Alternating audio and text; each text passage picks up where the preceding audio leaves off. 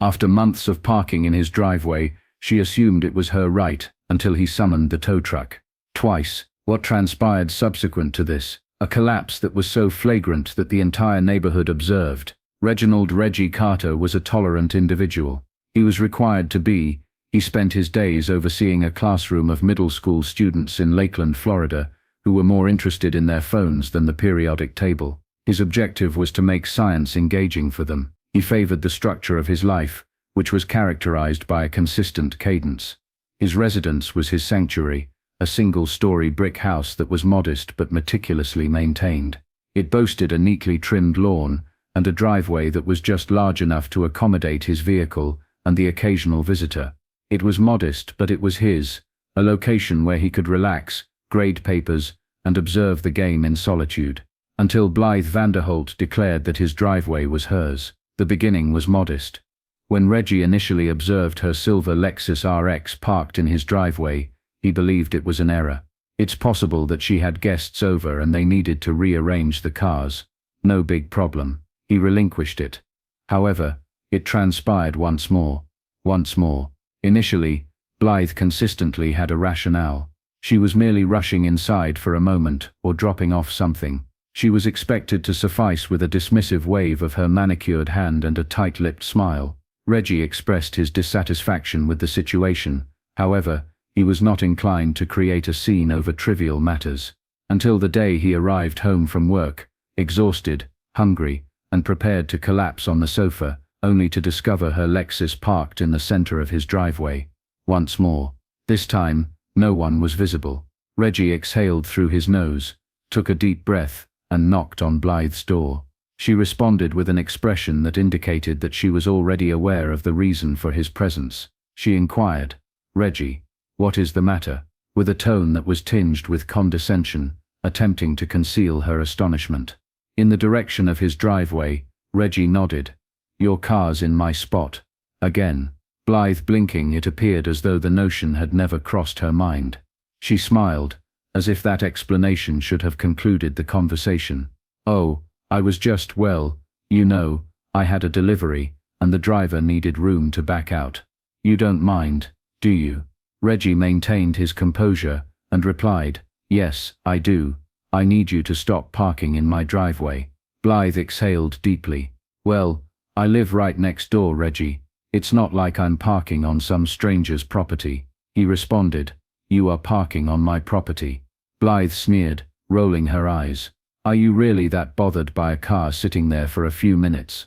Reggie crossed his arms and stated, "It is not a matter of a few minutes, it is a recurring occurrence, and I need it to stop." A sharp guffaw emanated from her. All right, no need to get all worked up. I'll move it." She did, at that particular moment. However, it persisted. The pattern persisted for the subsequent weeks. Reggie would arrive home to discover her vehicle in its proper location. If he left a note, it vanished. If he were to tap on her door, she would abruptly no longer be at home. After a long day at school, Reggie arrived home one evening to discover that his driveway was not only occupied by her vehicle, but also by another, a polished, black BMW, that was undoubtedly not his. It was sufficient. Reggie parked on the street, retrieved his phone, and captured a photograph. He then pounded on Blythe's door once more, this time with greater force. Her face was a mask of moderate annoyance, as she opened it without any urgency. She pronounced his name, Reggie, as if he were causing her any inconvenience. He pointed toward his driveway, and inquired, "Whose vehicle is that?" "Oh, that belongs to my friend," she replied with aplomb. "We were having a little get-together, and well, you weren't home. Thought it wouldn't matter." Reggie expressed his apprehension by asserting, "It is significant. This isn't a parking lot, Blythe.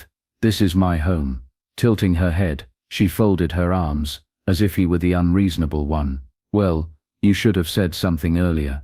I would have moved it." Reggie inhaled steadily, as he clenched his jaw. "I am saying something right now. Move the car." Blythe rolled her eyes before going inside to contact her friend. Reggie awaited. 10 minutes. 15. He had exhausted himself after 20 minutes of waiting.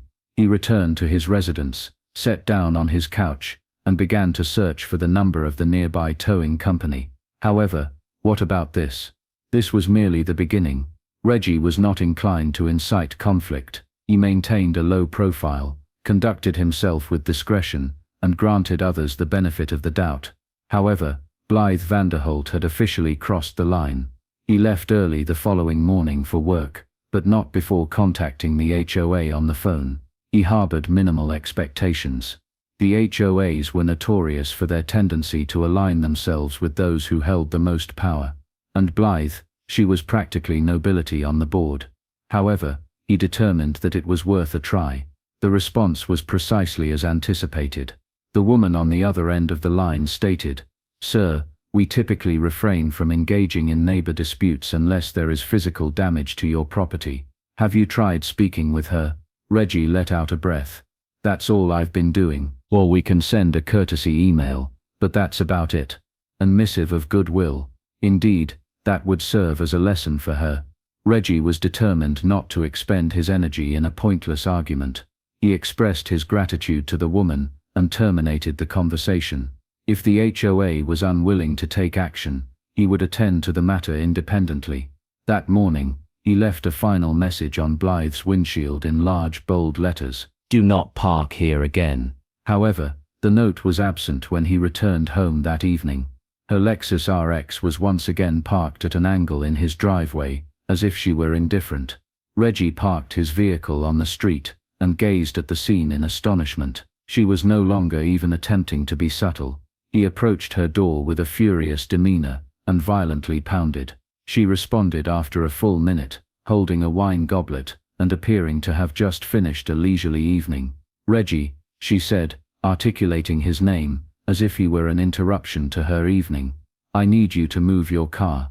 She sipped wine slowly before responding. "Oh yeah, about that. I meant to text you, but I figured you wouldn't mind since you always park on the street anyway." Reggie's fingertips flexed at his sides. He exerted himself to maintain his composure. "I do mind. This is my property, Blythe." She shook her head in response to his preposterous behavior, releasing a sharp laugh. "Reggie, seriously, you're getting bent out of shape over a driveway." He advanced toward the object. "No, I'm getting bent out of shape because I've told you over and over to stop doing this, and you keep ignoring me." Blythe's eyes rolled as she swirled the wine in her glass. "All right, fine. I'll move it." Reggie exhaled, attempting to relinquish the emotion. He turned to return to his residence. Blythe then murmured something under her breath, not loud enough for him to hear every word, but just enough to detect the tone. He retreated. "What did you just say?" She conveyed an innocent expression to him. "Nothing. No, you said something." Blythe's lips curled upward. "I just don't get why some people are so uptight about the smallest things." It was that arrogant, passive-aggressive entitlement that caused his blood to boil. Reggie did not provide any additional commentary. He returned to his residence, retrieved his phone, and recorded the towing company's contact information. His mind continued to replay that conversation as he sat on his settee grading papers that evening. The lack of respect, the hubris, the pure audacity.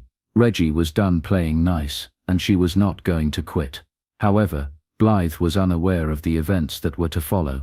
Reggie did not knock on the door the subsequent time Blythe parked in his driveway. He failed to leave a note. He did not make a phone call.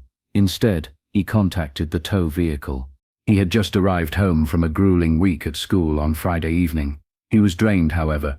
The sight of her Lexus RX parked in his driveway, as if it belonged there, was invigorating. His morale was revived by this. He proceeded without hesitation this time. He proceeded to park his vehicle down the street and summoned the towing company. "I need this car gone." The tow vehicle arrived in less than 20 minutes. The rapidity with which it transpired was almost poetic. The driver exited the vehicle, evaluated the circumstances, and evinced a slight assent. "She's parked in your driveway," Reggie affirmed. "Yes. Got proof of ownership." Reggie produced his property deed, as he had arrived adequately equipped. The driver replied, "No problem. Let's hook her up." Blythe's luxury SUV was elevated off the ground, and its wheels were secured within minutes. Reggie crossed his arms and observed with gratification as the truck exited the driveway and her vehicle vanished down the street. He was unaware of the anticipated response. Would she arrive at his doorstep in a state of shock? Should I contact the authorities?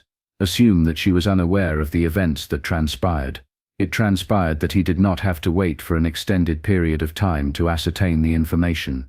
Approximately 1 hour later, as he was preparing to retire for the evening, bam, bam, bam, his front door vibrated as Blythe's fist struck it. Reggie refrained from hastening. He took his time standing up, extending his limbs, and causing her to wait. After that, he opened the door. Blythe, who was dressed in silk pajama trousers and flip-flops, was visibly enraged. Her blonde bob, which was perfectly styled, was slightly out of place as she held her phone. She abruptly inquired, "Where is my vehicle?" Reggie inclined his head. "Oh, you mean the one that was illegally parked in my driveway?" Her sinuses elongated.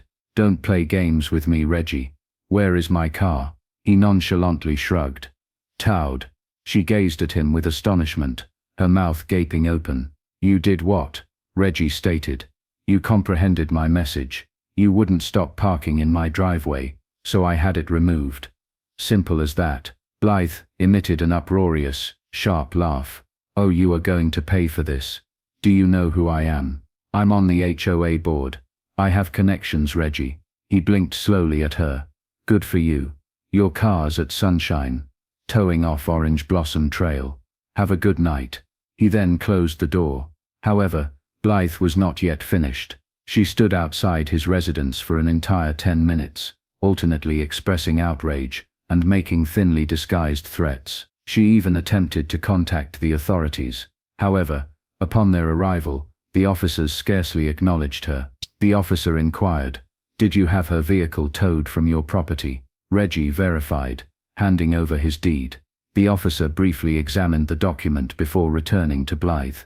"Ma'am, he's within his rights. If you want your car back, you'll need to pay the impound fee."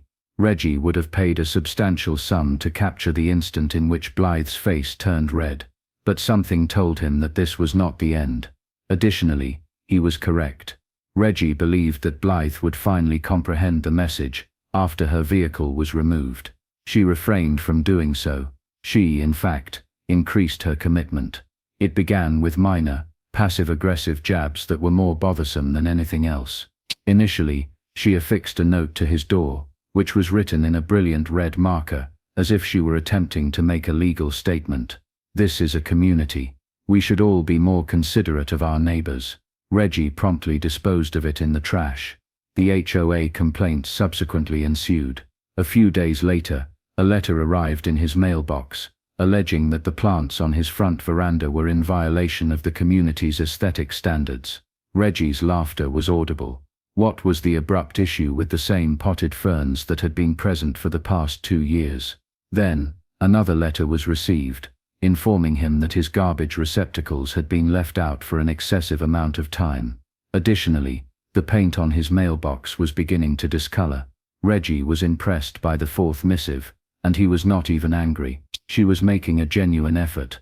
However, what is the most distressing aspect?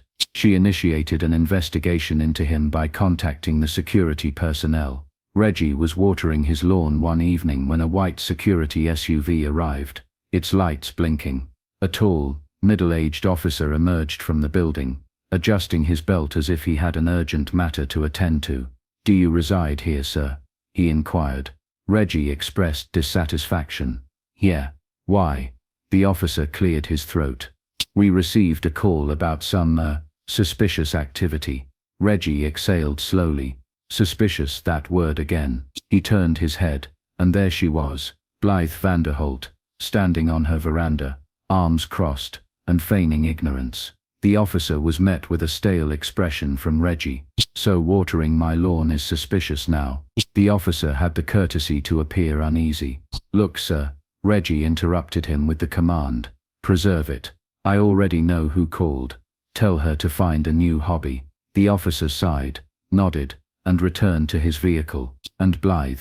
She smiled as though she had achieved victory. Reggie was not amenable. He proceeded directly to her veranda. "Blythe." She blinked, attempting to conceal her guilt. "Oh, everything okay, Reggie? I saw security here. Hope nothing serious happened. He folded his arms. You know damn well why they were here. Blythe exhaled. Reggie, no need to be rude. I was just concerned. We have a duty to watch out for our neighborhood, don't we? He fixed his gaze on her. She desired a response. She desired for him to lose his temper, in order to acquire an advantage over him. So he did the one thing she did not anticipate. He smirked. Remain composed. Managed. Amused. His voice was subdued and steady, as he said, I'm done playing games, Blythe. I gave you more chances than you deserved, but you keep pushing. So let's see what happens when I push back. She appeared uncertain for the first time. Reggie was not simply going to tow her car the next time she parked in his driveway, and she should have been aware of this. He intended to ensure that it was painful. Additionally, Blythe was unaware of the impending events. Reggie did not have to wait for an extended period. He arrived at his residence on a Saturday afternoon, 1 week later, and whistled to himself after a successful morning at the gym. To his surprise, Blythe's Lexus RX was parked in the center of his driveway, once more. Additionally, it was obstructing his carport. It was audacious. It is disrespectful. Additionally, his complete family was en route to the location for a barbecue. Reggie remained seated in his vehicle for a brief period, gazing out the window. Subsequently, he parked the vehicle, exited, and made a single phone call. Hello, I am Reggie Carter, he announced with a composed tone. I need a car towed. Same location as last time. The dispatcher laughed. Let me guess. Same car too. You got it. We'll be there in 15. Reggie grinned. Blythe was to acquire knowledge this time. He retrieved his folding chairs from the trunk, and sat on his veranda, arms crossed, in anticipation. The tow vehicle arrived minutes later, with rapidity and efficiency. These individuals were not joking. The driver exited the vehicle, and adjusted his mittens. We doing this again? Reggie gestured toward the vehicle, and stated, it appears to be the case. The individual smirked and shook his head. Some people never learn. The driver connected Blythe's Lexus to the truck without hesitation, and began to raise it. That was the moment she stormed out. Blythe screamed as if she had just witnessed an individual plunder her residence. Stop, what are you doing? Reggie reclined in his chair, and sipped from his water bottle, as if he had an infinite amount of time. The tow driver did not even glance at her. He was already fastening the wheels. Blythe approached Reggie with her irises ablaze. You called the tow truck again? He raised his eyebrow. You parked in my driveway again. Her palms formed into fists. I have guests over. There was no street parking. Reggie inclined his head. Not my problem. She emitted an irritated growl. You're being petty, Reggie. I told you I would have moved it. Relaxed, casual, he exhaled. See, here's the thing, Blythe. You've told me that before, and yet, here we are. Her complexion assumed a hue of red that was tantamount to a medical emergency. She snarled. You are not comprehending the nature of your actions. I have connections.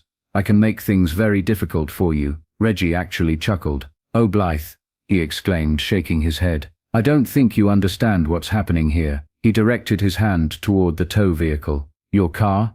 It's already gone. She spun around, and indeed the Lexus was halfway down the street. She emitted a penetrating scream. She abruptly stated, You will come to regret this. Reggie gingerly rose from his seat, wiping the dust from his jeans. No, Blythe, you are. She stood there fuming, as he turned and entered the building, just as his family began to arrive. And as they welcomed him at the door, they were laughing, hugging, and catching up. Blythe was standing on her veranda, isolated. However, she was not yet finished. Reggie was cognizant of this fact. The second tow should have concluded the matter. However, what about Blythe? She was not the sort to accept defeat quietly. She desired retribution, and this time she desired that the entire neighborhood observe. Reggie was the villain by Monday morning, or at least that was the narrative Blythe intended to convey. A community-wide email was distributed by the HOA board, which were her acquaintances, regarding the recent neighborly disputes that had escalated unnecessarily. The language was meticulously chosen to convey a passive-aggressive tone, while remaining imprecise, creating the impression that Reggie was the one causing the trouble. Then, The flyers began to appear. Indeed, flyers. Each mailbox on the street is printed, laminated, and affixed with adhesive. Is this the kind of community we want? Do we tow our neighbors instead of talking? It was ridiculous to them. Reggie removed the item from his letterbox and shook his head. She was actually conducting all of this over a driveway. However, what is the most noteworthy aspect? It was not being purchased by anyone. Blythe had overextended herself on numerous occasions. Reggie's phone was inundated with messages the morning following her most recent misadventure, including those from neighbors, school parents, and a few HOA members who were not in Blythe's possession. "Hey man, saw the flyer. What the hell is wrong with her?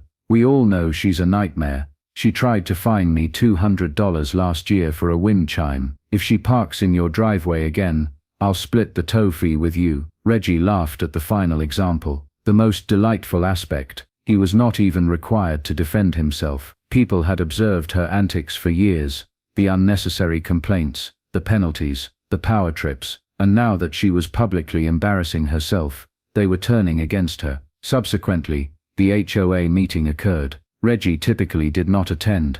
However, this occasion he was granted a front row seat. He entered the room with his arms crossed, and sat directly across from Blythe. She declined to gaze upon him. The meeting commenced with the customary topics of budget discussions, landscaping updates, and a reminder regarding the placement of garbage bins. Then, one of the board members cleared his throat. "We need to address a complaint that's been filed regarding misuse of private property." In anticipation, Reggie reclined. Blythe's posture was more upright. She was prepared to assume the role of the victim. However, the board member persisted. "The complaint is against Blythe Vanderholt." Reggie didn't even attempt to conceal his smile. Blythe's head abruptly turned toward the board. "Excuse me." A few members shifted uneasily. A woman in her 60s exhaled. "Blythe, we've had multiple reports of you harassing residents and using HOA resources for personal grievances." Blythe's jaw dropped. "That's ridiculous. I'm the one being harassed." However, the board member continued to read. "We've reviewed several complaints including misuse of security calls, unauthorized HOA communications, and retaliatory actions against residents." Blythe's eyes were open as she turned to the board. "You're taking his side." The woman shook her head. "We're taking the side of the community." Blythe opened her mouth, but she was unable to articulate anything. She searched the room for assistance, but she was unable to locate any. For the first time she was aware that she was no longer in control. Reggie, however, was not satisfied with witnessing her descent. Blythe was cognizant of the fact that she was losing control. For years, she had governed the neighborhood as a self-appointed monarch, utilizing the Homeowners Association (HOA) to manipulate the rules to her liking. However, her influence was now evaporating, and she was in a state of panic, struggling to regain it by grasping onto anything that would assist her. That was the moment in which she committed her final error. Upon entering his driveway 2 days following the HOA meeting, Reggie observed an unusual occurrence. His waste cans were absent, not overturned, not relocated to the side, just disappeared. He exited his vehicle and surveyed the street. Suddenly, he spotted them. They were neatly stacked behind Blythe's home, as if she had intentionally taken them. Reggie's laughter was audible. This woman had attempted to resolve the issue through emails, flyers, security calls, and HOA penalties. However, she had now turned to stealing trash cans. It was pitiful. Reggie was determined not to overlook the situation. He retrieved his phone, captured a few clear images, and then proceeded to approach her front door in a composed manner. Tap, tap. There was no response. Reggie struck once more, this time with greater force. After an extended period of silence, the door cracked open, revealing her. Blythe's appearance was distinct. Absence of an arrogant expression, no fabricated grin. She appeared fatigued, as if she were already aware that she had been defeated. His phone was raised by Reggie. "You want to tell me why my trash cans are in your backyard?" She crossed her arms. "I don't know what you're talking about."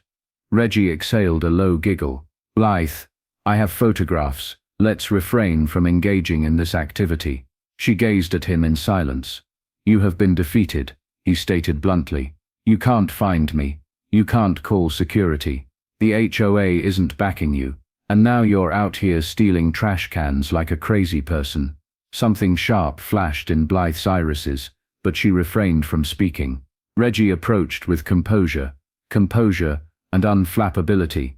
He gestured to her quiet, dark house. "It appears that you are the one who is miserable, despite the fact that you have spent months attempting to make my life hell." Her lips were pressed together as she forcefully swallowed.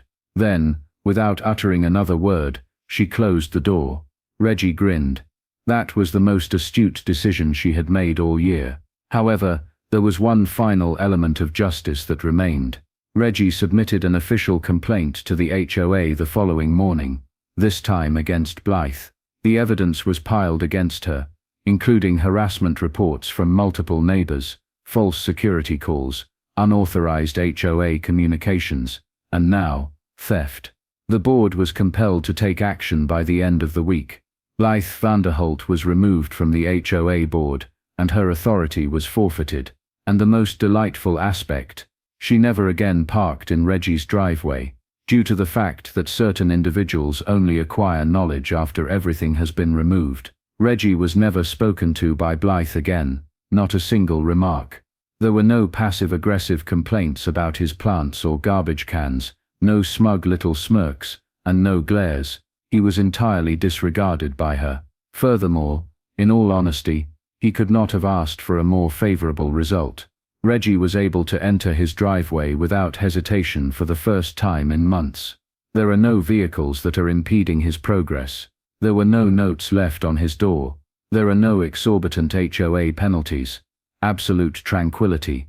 However, the conversation in the neighborhood was not yet concluded. The woman who had previously ruled the HOA with an iron fist had been expelled from her own dominion, and her downfall had become a local legend. Individuals who had never previously expressed their opinions abruptly discovered their voices. "She fined me $75 for leaving my bike on my porch once. She called security on my nephew because he was wearing a hoodie. I've lived here for 10 years, and I've never seen her actually help anyone." Reggie came to the realization that she had been a problem for a long time prior to his pursuit. He was the initial individual to defend himself, and the entire community followed suit when he did. However, the karma process had not yet concluded with Blythe. A few months later, a for sale sign was placed in her yard. She was in motion. Some speculated that she was humiliated. Some individuals mentioned that she had amassed an excessive number of adversaries, and was no longer at ease with her decision to remain. Reggie was indifferent to the reason. He stepped onto his porch, took a deep breath, and allowed the events to fully settle in after the moving trucks finally dispersed. The altercation had concluded, and he had prevailed. What is the lesson? There are individuals who believe they can continue to exert influence over others indefinitely. Because no one has ever held them accountable, they believe they can get away with being selfish, manipulative, and outright cruel. However, they ultimately engage in an inappropriate relationship, and when that individual rises up, the entire world observes them tumble. Please remember to subscribe if you found this narrative to be enjoyable. There is always an abundance of additional resources available.